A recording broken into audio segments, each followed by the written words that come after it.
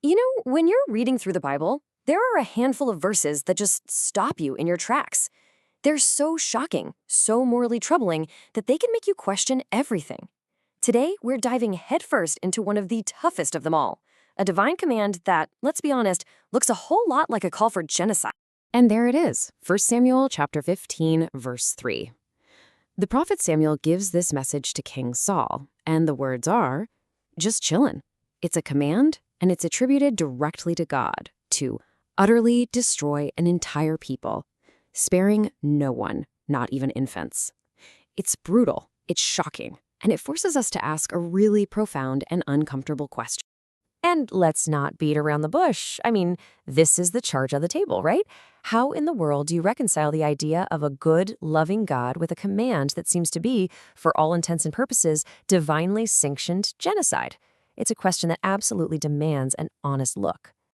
Okay, so before we even get into the history and the language of this specific passage, we have to take one crucial step back. We need to look at the very foundation of the objection itself. Because think about it. To call something evil, you first need to have some kind of standard for what is good. So the question is, where does that standard even come from?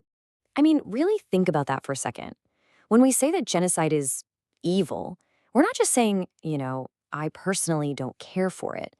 We're making a much bigger claim. We're saying it's wrong for everyone, everywhere, all the time. But for a statement like that to hold any water, there has to be some kind of universal moral law that exists outside of our own feelings and opinions. So it really boils down to two ways of looking at this. Either morality is objective, it's a real thing, a standard that exists whether we believe in it or not, or it's subjective, just a personal taste, like preferring chocolate over vanilla. And if morality is just a preference, then saying this command is evil has about as much weight as saying you don't like broccoli. It has no real moral force. And this is where it gets really interesting. It's a paradox, right? To argue that this command from the Bible is objectively evil, you have to assume that objective evil is a real thing. But the whole idea of a universal moral law, the idea that all human life has inherent value and that wiping people out is always wrong, that idea finds its most solid ground in the very theistic worldview that's being challenged. It's kind of like you're sitting on a tree branch and trying to saw it off with a smaller branch. All right, so with that philosophical groundwork in place, let's turn to the text itself and ask a really important historical question. Who exactly were the Amalekites? Were they just some innocent, peaceful tribe that got caught in the crossfire? Well, the biblical story paints a very, very different picture. The number you're seeing here is a big deal. 400. You see, this command didn't just come out of nowhere. The Bible presents this as the final straw after 4 centuries of history between Israel and the Amalekites, and that history was marked by constant, brutal aggression. So let's trace that history really quick. It all starts way back in the book of Exodus. The Amalekites launched this totally unprovoked attack on Israel. And they didn't just fight the soldiers, they specifically went after the most vulnerable people lagging behind, the sick, the weak, the elderly. Because of that, the book of Deuteronomy records a divine promise that there will be a future judgment. Now fast forward 400 years, and that's when the command is given to King Saul. So in the context of the story, this isn't random violence, it's the execution of a sentence that's been delayed for a very, very long time. Now we get to our second layer of context. And honestly, this one is a bit of a game changer. It comes from modern archaeology and from studying ancient literature. We have to read this text not with our 21st century eyes, but by trying to understand how ancient people in that part of the world actually spoke about war. At the very heart of this whole controversy is a single Hebrew word, herem.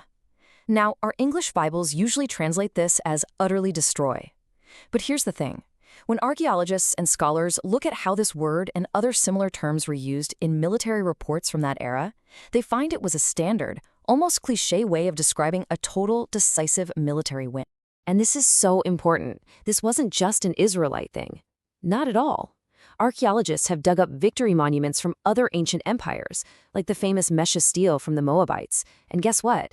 They use the exact same kind of over-the-top, exaggerated language to brag about their victories. It was just how you talked about war back then. In fact, biblical scholars like Dr. Paul Copan have basically called this the ancient world's version of military trash talk. It was hyperbole. The point was to say, we completely and totally crushed the enemy's ability to wage war. It wasn't meant to be a literal person-by-person census of who was killed. And you know, the best proof that this language is hyperbole comes from the Bible itself. Think about it. If Saul had literally wiped every single Amalekite off the face of the planet, then how is it possible that just a couple of chapters later, David and his men are out there fighting the Amalekites? The text itself shows us that a literal 100% annihilation just didn't happen.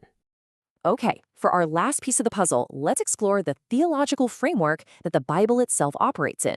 Let's, just for the sake of argument, set aside the history and the language for a minute. If we were to take this command literally, how does the biblical worldview itself make any sense of it? Well, that framework really stands on three big ideas. First, there's the concept of divine sovereignty. Within this view world, God is the author of life, so God alone has the ultimate authority to take life. Second is the idea of corporate judgment. The judgment isn't just on individuals, it's on an entire societal culture that the text says has become hopelessly violent and corrupt. And third, and this is definitely the hardest part to grapple with, defenders of this text argue that, from a theological view, the children weren't just killed, but were taken into God's care for eternity, sparing them from growing up in that destructive culture. So let's pull all these different layers back together. When you start to combine the philosophy, the history, the ancient language, and the theology, the picture of what's going on in 1 Samuel 15 starts to look a lot more nuanced and a lot clearer. This table really sums it up nicely. You've got three different ways to read this command. There's the surface reading, which is no doubt a shocking order for literal genocide. Then there's the philosophical challenge, which shows that the objection itself is standing on some shaky ground. But then you have the contextual reading, which gives us a third option, that this was a judicial act of judgment, described using common warfare hyperbole against a vicious enemy after 400 years of patience. So, to wrap it all up, let's just hit the highlights one more time. First, the moral objection itself has a philosophical hurdle to clear. Second, the command is presented as a judicial sentence after centuries of aggression.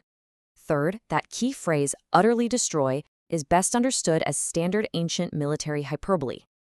Fourth, the Bible's own internal evidence shows it wasn't a literal total annihilation.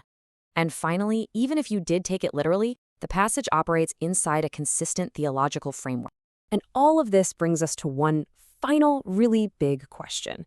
This whole deep dive has been an exercise in applying context, and it leaves us with this to chew on.